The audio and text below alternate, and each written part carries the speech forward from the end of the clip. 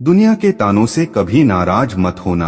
अनजान लोग तो हीरे को भी कांच समझ लेते हैं। सच्चा रिश्ता एक अच्छी पुस्तक जैसा होता है, कितनी भी पुरानी हो जाए फिर भी शब्द नहीं बदलते। कामयाबी के दरवाजे उन्हीं के लिए खुलते हैं जो उन्हें खटखटाने की ताकत रखते हैं। नमस्कार दोस्तों, कहानीकार रोहन चैनल पर आपका स्वागत है। आज हम आपके लिए लेकर आए हैं सेठ और एक गरीब आदमी की कहानी। यह कहानी बड़ी ही शिक्षाप्रद, महत्वपूर्ण और ज्ञानवर्धक है। मेरा आपसे निवेदन है कि कहानी के अंत तक आप हमारे साथ में बने रहना। किसी नगर में एक बहुत धनी व्यापारी रहता था। उसके पास इतना धन था कि अपने रहने के लिए उस व्यापारी ने कई महल नुमा घर बना रखे थे।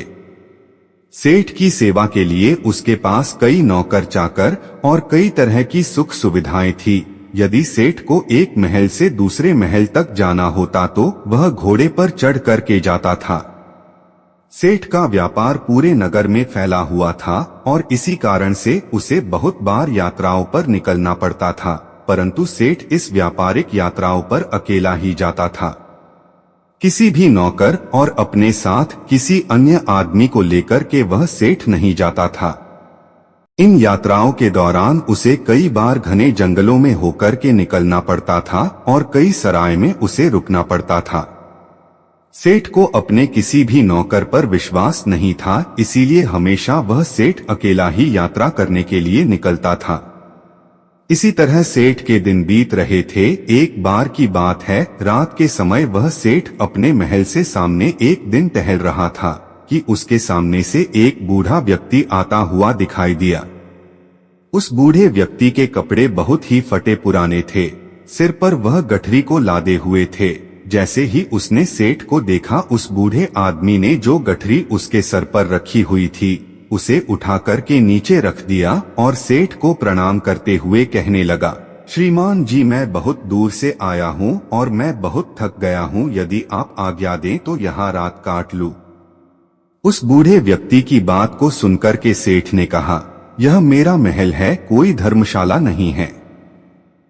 बूढ़ा व्यक्ति कहने लगा कि मैं केवल आपकी घुड़साल के बाहर ही पड़ा रहूंगा और सुबह होते ही यहाँ से मैं चला जाऊंगा। सेठ ने कहा, परंतु यहाँ तुम्हारी देखभाल कौन करेगा?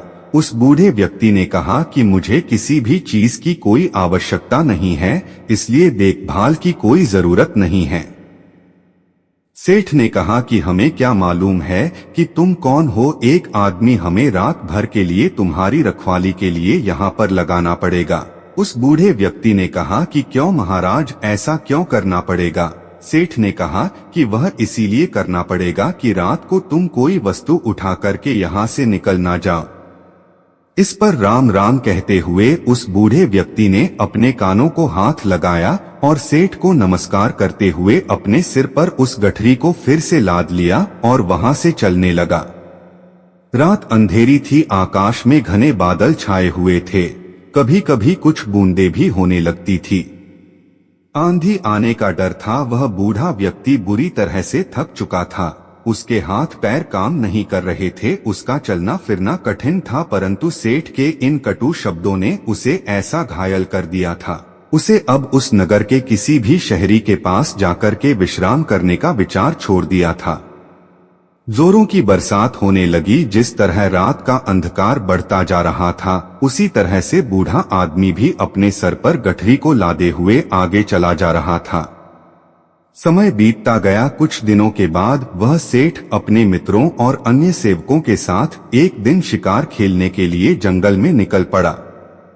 शिकार खेलते समय उसे अपना घोड़ा एक हिरण के पीछे लगा दिया। बहुत ही प्रयत्न करने के बाद वह उसके हाथ ना लगा और इसी दौड़ में वह सेठ अपने साथियों से आगे निकल चुका था। जंगल घना था और घने जंगल में घुस जाने के कारण वह सेठ अपने नगर का मार्ग भूल चुका था। लगभग कई घंटों वह जंगल में भटकता रहा। इतने में ही रात हो गई, बारिश चालू हो गई, आंधी चलने लगी और बादल छा गया। कोई भी ऐसा व्यक्ति नहीं था जो सेठ की किसी भी प्रकार से कोई सहायता कर सकता था। बेचारा थक करके चूर चूर हो गया। जब उसे कोई रास्ता नजर नहीं आया तो वह एक वृक्ष के नीचे बैठ गया। आंधी इतनी जोरों से बढ़ने लगी कि जंगल के जो वृक्ष थे वह सब टूट टूट करके गिरने लगे। आंधी के कारण अंधेरा बढ़ने लगा, हाथ को हाथ नहीं दिखाई दे रहा था। प्रकृति के इस प्रकोप से घबरा करके सेठ का जो घोड़ा था वह अपने बचाव के लिए इधर उधर भागने लगा। घोड़े का मालिक इतना थक चुका था कि उसे होश नहीं था। थोड़ी देर के बाद आंधी जब कुछ कम पड़ गई और थोड़ी थोड़ी बरसात होने से चारों ओर जो फैली हुई धूल थी वह बैठ चुकी थी। आकाश साफ हो गया था। तब सेठ ने देखा कि उसका घोड़ा उससे से जुदा हो चुका है। उस सेठ ने उस घोड़े को 10,000 रुपए देकर के खरीदा था और उस घोड़े से बहुत ही प्यार करता था। उसे पालने में उसने किसी तरह की कोई कसर नहीं छोड़ी थी। अब तो सेठ को घर पहुंचने की कोई भी उम्मीद नहीं थी। कहते हैं कि सवेरा होने के आसपास रात का अंधकार बहुत बढ़ जाता है और इसी तरह आशा और सूर्य की किरणों के पहुंचने से पहले निराशा और दुख का अंधेरा भी बहुत अधिक हो जाता है। बहुत अधिक दुखी और निराश हो जाने पर उस सेठ को दूर से एक व्यक्ति आता हुआ दिखाई दिया। पहले तो उस व्यक्ति को देख करके वह सेठ सहम गया, कहीं यह कोई व्यक्ति चोर या डाकू ना हो जो उसे आकर के उसे लूट ले। परंतु जब उस व्यक्ति ने सेठ के पास आकर के नमस्कार करते हुए अपने होठों की मुस्कान से सेठ के हृदय को निर्मल कर दिया, सेठ को बड़ी उम्मीद दिखाई दी, उसे आशा का प्रकाश दिखाई देने लगा। हंसते हुए उस व्यक्ति ने सेठ से कहा, आप इतने क्यों घबराते हैं? साथियों के बिछड़ने से, राह भटकने से और किसी की सहायता न मिलने से कहते हुए सेठ ने अपनी सारी जो कहानी थी उस व्यक्ति को सुना दी। उस व्यक्ति ने जब सेठ की कहानी सुनी तो उसको सेठ पर दया आ गई और वह सेठ को लेकर के अपनी झोपड़ी में चला गया। वहां जाकर उसने बताया कि वह अपने पिता के साथ रहता है। जो भी रूखा सूखा भोजन हम लोग खाते हैं आप भी खा लेना और यहीं पर रुक कर के विश्राम कर लेना। सेठ ने कहा कि पर मेरे घोड़े का क्या होगा? उस व्यक्ति ने कहा, सुबह होने से पहले मैं आपके घोड़े को किसी भी तरह से ढूंढ लूंगा। सेठ ने कहा कि तुम कैसे ढूंढोगे? बड़ा घना जंगल है, इतनी अंधेरी रात है, तुम कैसे ढूंढ सकोगे? उस व्यक्ति ने कहा कि मैं इस जंगल के कोने कोने से परिचित हूँ। सेठ ने कहा, तो क्या तुम मेरे साथियों को भी ढूंढ सकोगे? उस व्यक्ति ने कहा, यदि वे इस जंगल में हुए तो मैं अवश्य ही उन्हें ढूंढ निकालूंगा। इस उत्तर को सुनकर के उस अमीर सेठ को बड़ा ही संतोष हुआ, उसके मन में बड़ी उम्मीद जगी और इस तरह से वह सेठ पूरी तरह से निश्चिंत हो चुका था। वह अब भी सोया नहीं था कि उस व्यक्ति ने सेठ के सामने एक दूध का कटोरा लाकर के रख दिया। सेठ ने कहा कि यह क्या है? उस व्यक्ति ने कहा कि सेठ जी यह हमारी बकरी का दूध है। सेठ ने कहा कि तुम्हारे पास कितनी बकरियां हैं? उस व्यक्ति ने कहा कि मेरे पास तो सिर्फ एक बकरी है। सेठ ने कहा, क्या एक बकरी इतना दूध दे सकती है? यह एक शेर से अधिक नहीं होगा, तुम भी पियो। उस व्यक्ति ने कहा कि नहीं, पिताजी ने कहा है कि आज का जो भी दूध है वह केवल अतिथि सेवा में लगाया जा सकता है, आज हम लोग दूध नहीं पिएंगे। सेठ ने कहा कि ऐसा क्यों? उस व्यक्ति ने कहा कि हमारे यहाँ सबसे बढ़िया चीज दूध को समझा जाता है और अतिथि की सेवा में हम लोग इसको पेश कर देते हैं। मैं पिताजी का इकलौता पुत्र हूँ और दूध हमारे यहाँ सर्वोत्तम भोजन समझा जाता है। पिताजी ने यह आपकी सेवा में भेजा है। सेठ ने कहा कि तुम तो सचमुच देवता हो। सेठ की बात को सुनकर के वह व्यक्ति कहने लगा, नहीं सेठ जी, देवता तो बहुत दूर की चीज है, हम तो पूरी मानवता को भी नहीं अपना सके। उसकी बात को सुनकर के सेठ ने कहा, नहीं भैया, मानवता तो आप में कूट कूट करके भरी हुई है। इस तरह बातें करते करते वह सेठ सो गया।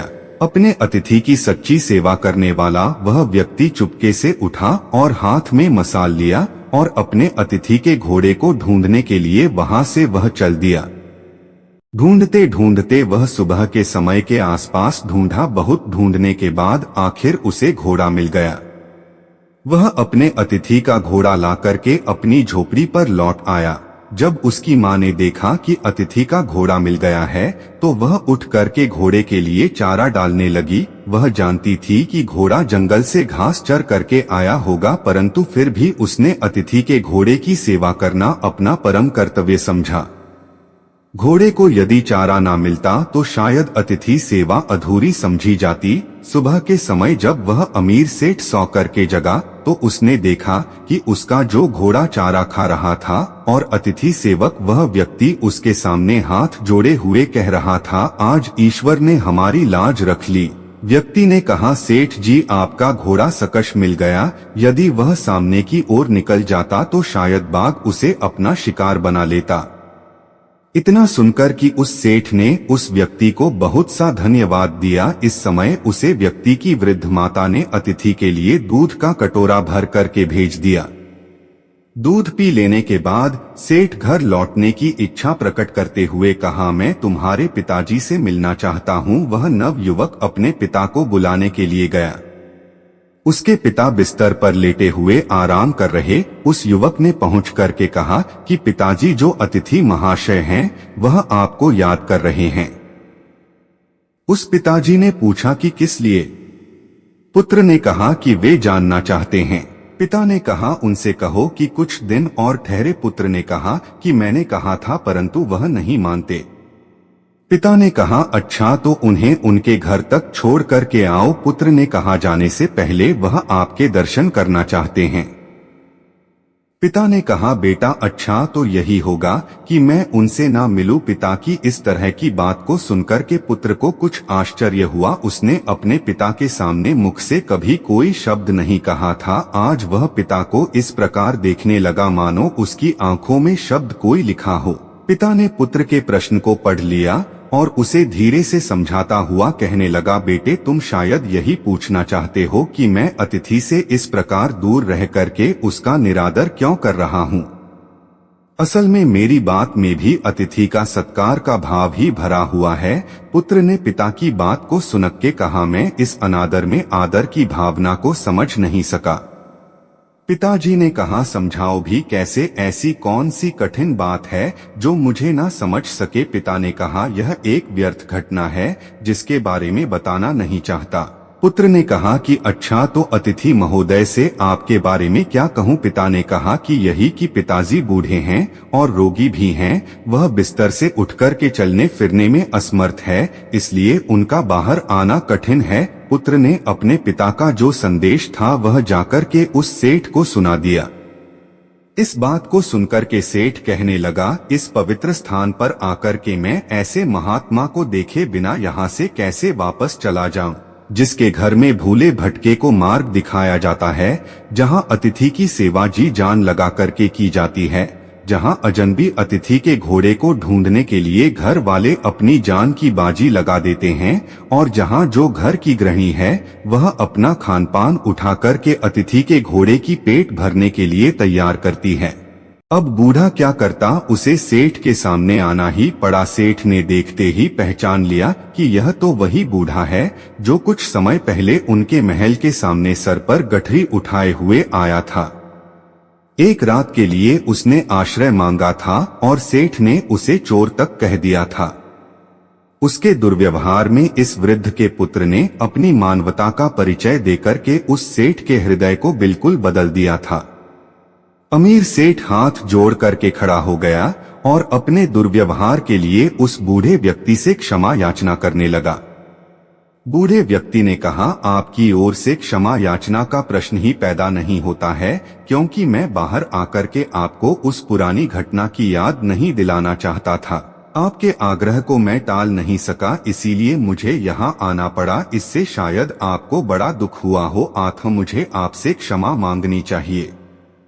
सेठ ने कहा, कितना ऊंचा है आपका व्यक्तित्व। इतना कह करके वह अमीर सेठ उस वृद्ध के चरणों में गिर पड़ा। उसके नेत्रों से पश्चाताप के आंसू झर रहे थे, उसके होंठ फड़फड़ा रहे थे, मानो वह यही कह रहे हो कि इस बूढ़े की झोपड़ी महलों से भी ऊंची है, क्योंकि जहां मानवता का निवास है। इसके बाद उस सेठ को सुरक्षित वह सेठ अपने घर में लौट आया। इस घटना के बाद उस सेठ का हृदय परिवर्तन हो गया। जहां कठोर हृदय वाला वह सेठ था, उसे किसी पर विश्वास और दया की भावना उसके मन में नहीं होती थी। वही सेठ बिल्कुल बदल चुका था। अब वह दीन और दुखियों की सेवा करता और उसके द्वार पर आने वाले जो भी अतिथि थे उनका पूरा सत्कार करने लगा। सेठ का पूरा परिवर्तन हो चुका था। जो पत्थर दिल सेठ था वह पूरी तरह से पिघल चुका था। एक बड़ी छोटी सी कहानी आपको सुनाता हूँ। ये कहानी ऑफिस में काम करने वाले कर्मचारी की एम्प्लॉय की है, जो बड़ा नेक दिल इंसान था, सबका ख्याल रखता था। ऑफिस में सब उससे खुश रहते थे। वह बड़ा अच्छा इंसान था। यहाँ तक कि अड़ोस पड़ोसी भी खुश रहते थे। सबका ख्याल रखने वाले जो लोग होते हैं ना, उनमें से एक था। और उसकी एक आदत थी कि जब वो ऑफिस से शाम में घर जाता था तो डिनर करने के बाद में कुछ बिस्किट के पैकेट्स अपने साथ में लेता और बाहर जाता कॉलोनी में जो स्ट्रीट डॉग्स होते हैं, उनके जो बच्चे होते हैं छोटे छोटे, उनको बिस्किट्स खिलाता था। ये उसकी हैबिट थी और डेली वो इवनिंग वॉक पर खाना खाने के बाद में निकल जाता था। एक दिन क्या हुआ कि वो ऑफिस से आने में लेट हो गया। अब जो वो घर पहुंच रहा था तो रास्ते में उसे चिंता सता रही थी कि वो छोटे छोटे बच्चे मेरा इंतजार कर रहे होंगे। घर पहुंचा, बीवी ने कहा कि डिनर तैयार है, खाना खा लेते हैं, फिर आप चले जाना, मैं भी चल लूंगी आपके साथ में, जो छोटे बच्चे उनको खिला देंगे। तो उसने कहा नहीं नहीं, मैं खाना बाद में खाऊंगा, वो बच्चे इंतजार कर रहे हैं, बिना देरी के लाओ बिस्किट के पैकेट्स निकालो, फटाफट बिस्किट खिला के आते हैं पहले उनको, उसके बाद हम खाना खाएंगे। तो उसकी बीवी गई, जाकर के किचन में देखा तो बिस्किट के पैकेट्स खत्म हो गए थे और देरी इतनी हो चुकी थी, 11:30 बज गए थे और आसपास की दुकानें बंद। उसने फोन ऑन करके देखा लेकिन कुछ ऑर्डर नहीं हो पा रहा था। क्या करें? उसकी पत्नी ने कहा कोई बात नहीं, मैं आज चपाती खिला देते हैं, चलो चपाती लेके चलते हैं। चपाती लेके गए, लेकिन वो छोटे छोटे बच्चों की तो आदत लग गई थी बिस्किट्स खाने की। उन्होंने चपाती उनके सामने रख दी लेकिन उन्होंने खाई नहीं। अब वह चिंता में पड़ गए, क्या करें, ये तो भूखे सो जाएंगे, आज कैसे इनकी मदद करें, क्या करें? टेंशन हो गई उस आदमी को। उसकी पत्नी ने कहा कोई बात नहीं, एक दिन से क्या फर्क पड़ता है, चलो अपन खाना खाते हैं। लेकिन ये खाना खाने को तैयार नहीं, बोले नहीं, कुछ ढूंढो, कुछ ना कुछ तो होगा। तो ढूंढा तो वो वाला डिब्बा मिला जिसमें वो महंगे वाले बिस्किट्स रखे थे जो मेहमानों के लिए रखते हैं, काजू बादाम वाले। तो आदमी ने कहा लाओ लाओ वही वाला दे दो। तो बीवी ने कहा उसमें भी 7-8 ही है, 8 से तो क्या होगा, एक एक बिस्किट सबके हिस्से में आएगा, उससे पेट भी नहीं भरेगा और गुस्सा हो जाएंगे। फिर से बीवी ने कहा यही तो कह रही हूँ, नहीं हो पाएगा, कुछ भी तुम छोड़ो ना, उनकी मदद, खाना वाना खाते हैं। आदमी फिर से टेंशन में था, सोच रहा था। उसने कहा लाओ लाओ तुम दे दो मुझे। उसने बाहर की तरफ देखा तो बच्चे भी बैठे हुए थे। उसकी पत्नी ने कहा अरे छोड़ो ना, तुम समझ ही नहीं रहे हो, टीवी ऑन करती हूँ, थोड़ा टीवी देखो, रिलैक्स हो जाओ और खाना खाओ।